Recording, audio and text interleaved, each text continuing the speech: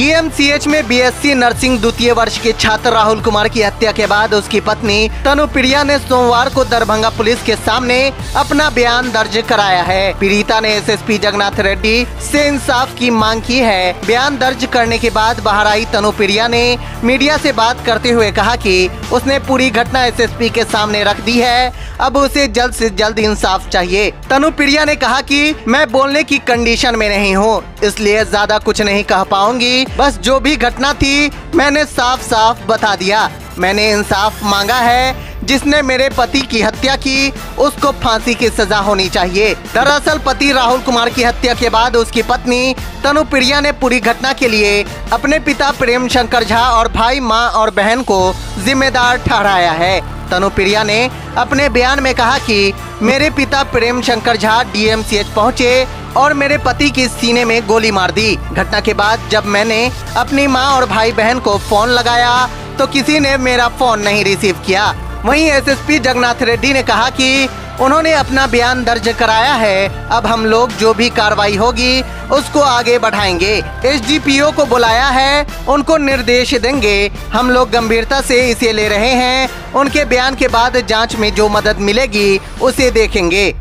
उन्होंने मुझे जल्द से जल्द न्याय दिलाने का और स्पीडी ट्रायल करने का आश्वासन दिया है और मेरा बयान रिकॉर्ड हुआ है।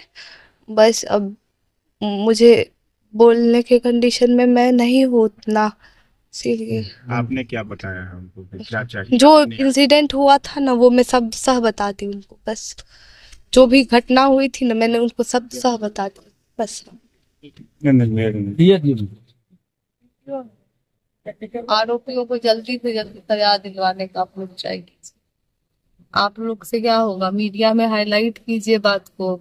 प्रेम शंकर झा, अश्विनी वत्स, अभिनीत वत्स और जो भी अज्ञात आरोपी है सबको जल्दी से जल्दी सजा दिला के, इन तीनों को तो फांसी की सजा दिलाना चाहिए, तभी मेरे हस्बैंड को न्याय मिल सकता है।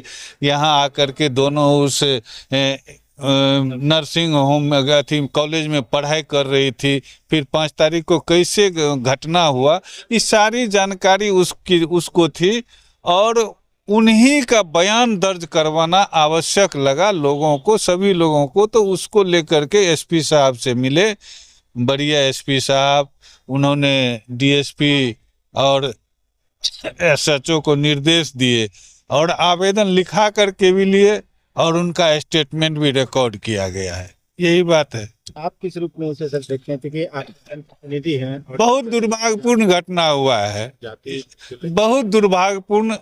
इस तरह की घटना हमारे समाज को खंडित करता है, समाज में वैमनस्यता फैलाती है, समाज का जो ताना बाना है उसको तोड़ता है। जातीय अहंकार और जातीय अहंकार में कि हम बड़े जाति के हैं और वो छोटे जाति का लड़का है, कैसे हमारी बच्ची शादी कर ली, ये अहंकार इस घटना को जन्म दिया।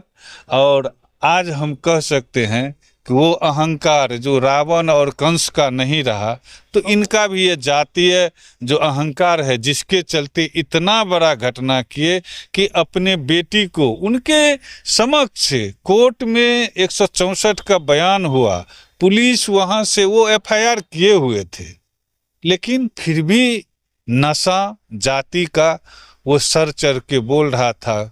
आगे उसको कुछ सुझाई नहीं पड़ा, वो जाकर के सीधे गोली मार करके हत्या कर दी अपने दामाद का। तो यह बहुत ही दुर्भाग्यपूर्ण है और इससे हम लोग जो अभी तक 7 दिन में अनुभव किए हैं कि सामाजिक जो हम लोगों का बनावट है, जो रिश्ता है, वो तार तार हो रहा है, टूट रहा है और उसको तोड़ने की साजिश भी कुछ लोगों के द्वारा किया जा रहा है, जिसको हम लोग पाटना चाहते हैं।